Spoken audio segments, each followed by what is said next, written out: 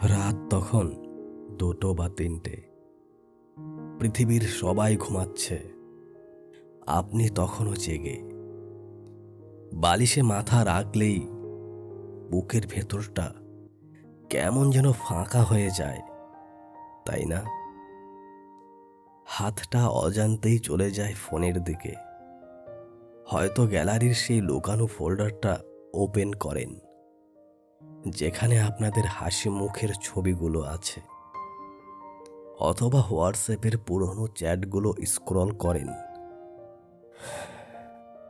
পড়তে পড়তে ভাবেন, এই তো, এই মানুষটাই তো বলেছিল আমাকে ছাড়া বাঁচবে না। এই তো কদিন আগেই সব ঠিক ছিল, তাহলে হঠাৎ করে সব মিথ্যা হয়ে গেল কি করে? আমি জানি, দিনের বেলা আপনি সবার সামনে হাসেন, কাজ করেন, নিজেকে ব্যস্ত দেখান, কিন্তু দিনের শেষে যখন ঘরের দরজাটা বন্ধ করেন, তখন ওই নীরবতা আপনাকে গ্রাস করে। মনে হয় কেউ যেন বুকের ভেতর থেকে বাতাস টেনে বের করে নিচ্ছে। মনে হয় এই কষ্টটা শারীরিক, যেন কেউ হৃৎপিণ্ড মুচড়ে ধরেছে। আপনি হয়তো ভাবছেন, আমার কি কোনো দোষ ছিল? আমি কি যথেষ্ট ছিলাম না? বিশ্বাস করুন, এই মুহূর্তে আপনি যে নরকের মধ্য দিয়ে যাচ্ছেন, আমি সেটা অনুভব করতে পারছি। এই ভিডিওটা কোনো সাধারণ মোটিভেশনাল বক্তৃতা নয়। আজ আমি আপনার সেই দগদগে ক্ষতে মলম লাগাতে এসেছি, কিন্তু তার আগে আমি চাই আপনি জানুন, আপনার এই কান্না, এই ভেঙে পড়াটা দুর্বলতা নয়, এটা ভালোবাসারই আরেকটা রূপ, যার নাম বিচ্ছেদ। অংশ 2, কেন এত কষ্ট হয়? আপনি কি জানেন, ব্রেক আপের পর আমাদের মস্তিষ্কে ঠিক কি ঘটে?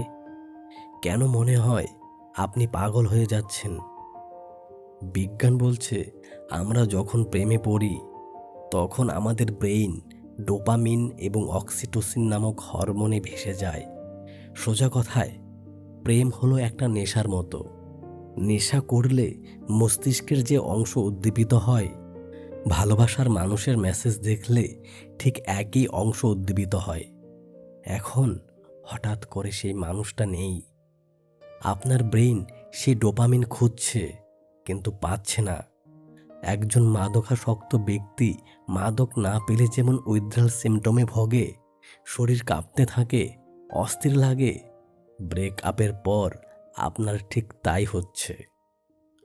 তাই প্লিজ নিজেকে দোষ দেওয়া বন্ধ করুন। আপনি দুর্বল নন, আপনি মানসিকভাবে অসুস্থ নন, আপনি কেবল একটি হরমোনাল ডিটক্সের মধ্য দিয়ে যাচ্ছেন। এবং সুখবর হলো, বিজ্ঞানের নিয়ম মেনেই এই কেমিক্যাল ব্যালেন্স আবার ঠিক করা সম্ভব। আজ আমি আপনাকে সেই 3টি বৈজ্ঞানিক রাস্তাই দেখাবো। কৌশল 1, নো কন্ট্যাক্ট রুল, দি অ্যাবসোলিউট ডিটক্স। প্রথম এবং সবচেয়ে কঠিন ধাপ। এটা কোনো অনুরোধ নয়, এটা একটা প্রেসক্রিপশন। নাম অ্যাবসোলিউট নো কন্ট্যাক্ট রুল। আমি জানি এখন আপনার মনে হচ্ছে, আমি যদি কথা বলা বন্ধ করে দিই, ও তো আমাকে একদম ভুলে যাবে, ও হয়তো ভাববে আমি ওকে ঘৃণা করি। শুনুন, এই ভয়টাই আপনাকে আটকে রেখেছে। নিউরোসায়েন্স বলছে, যত দিন আপনি তার সাথে যোগাযোগ রাখবেন, তার ছবি দেখবেন, তার লাস্ট সিন চেক করবেন, ততদিন আপনি সেই ক্ষতটাকে বারবার খুঁচিয়ে তাজা রাখছেন। আপনাকে যা করতে হবে, এবং আজই করতে হবে, 1, সোশ্যাল মিডিয়া থেকে আনফলো বা ব্লক করুন। হ্যাঁ, ব্লক করা মানে ঘৃণা নয়, ব্লক করা মানে নিজের মানসিক শান্তির প্রোটেকশন। 2, মিউচুয়াল ফ্রেন্ডদের সাথে তার ব্যাপারে কথা বলা বন্ধ করুন, তার খবর নেওয়া বন্ধ করুন। 3, ফোনের গ্যালারি থেকে ছবি ডিলিট করুন। যদি ডিলিট করতে মায়া লাগে, গুগল ড্রাইভের এমন কোনো ফোল্ডারে রাখুন যার পাসওয়ার্ড সহজে মনে আসবে না।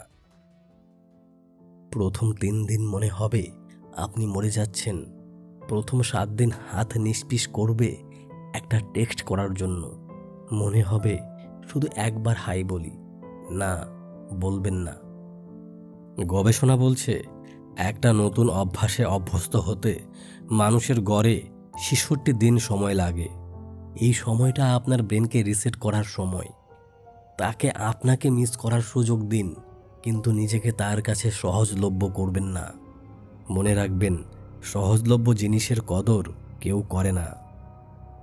কৌশল 2, কগনিটিভ রিফ্রেমিং।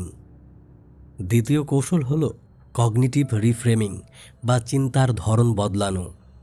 ব্রেকআপের পর আমাদের একটা অদ্ভুত রোগ হয়, একে বলা হয় রোজ টিন্টেড গ্লাসেস ইফেক্ট বা গোলাপি চশমা দিয়ে দেখা। আমরা অবচেতন মনে শুধু ভালো স্মৃতিগুলো মনে করি। আপনার মনে পড়ে সে কিভাবে আপনার দিকে তাকাতো, বৃষ্টির দিনে আপনারা কিভাবে রিকশায় ঘুরতেন, তার গলার স্বর। কিন্তু আপনি ভুলে যান সে রাতগুলোর কথা, যখন সে আপনাকে ইগনোর করেছিল। আপনি ভুলে যান সেই ঝগড়াগুলো যেখানে সে আপনাকে ছোট করেছিল। আপনি ভুলে যান কতবার আপনাকে তার অ্যাটেনশন ভিক্ষা চাইতে হয়েছে।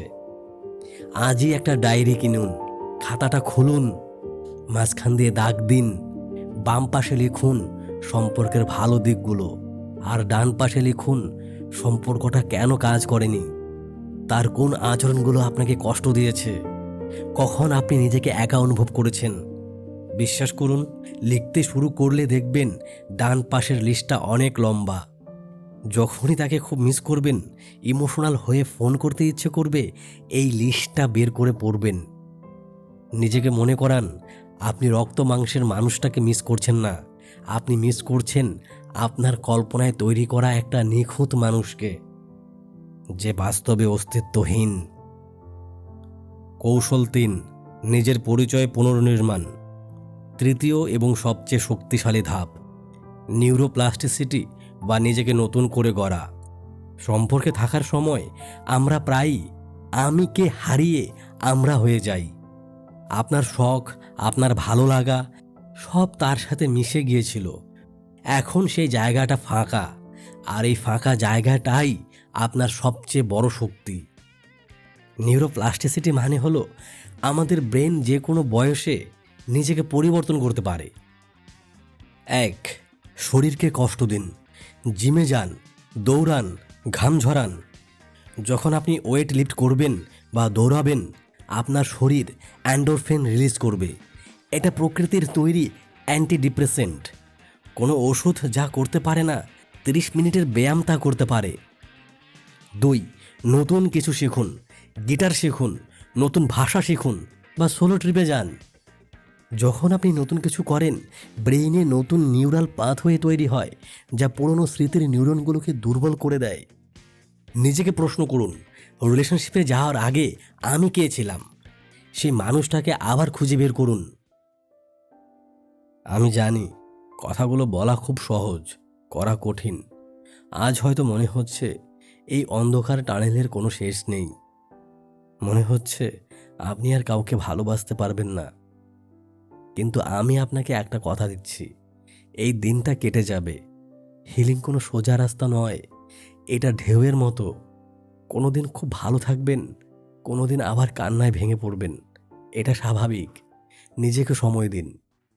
মনে রাখবেন, একটা ভুল মানুষের চলে যাওয়া মানে আপনার জীবনের শেষ নয়, বরং আপনার জীবনের সঠিক মানুষটার আসার জায়গা তৈরি হওয়া। আপনি ভালোবাসা পাওয়ার যোগ্য, আপনি সুখী হওয়ার যোগ্য, আপনি নিজেই নিজের জন্য যথেষ্ট। আজ থেকে শুরু করুন, ডায়েরিটা লিখুন, ফোনটা রেখে দিন। যদি এই ভিডিওটা আপনার বুকের ভার একটুও কমাতে পারে, তবে কমেন্টে জানান আপনি আজ থেকে কোন স্টেপটা নিচ্ছেন। আমরা সবাই এই যাত্রায় আপনার সাথে আছি। ভালো থাকবেন, নিজের খেয়াল রাখবেন। কথা হবে পরবর্তী ভিডিওতে।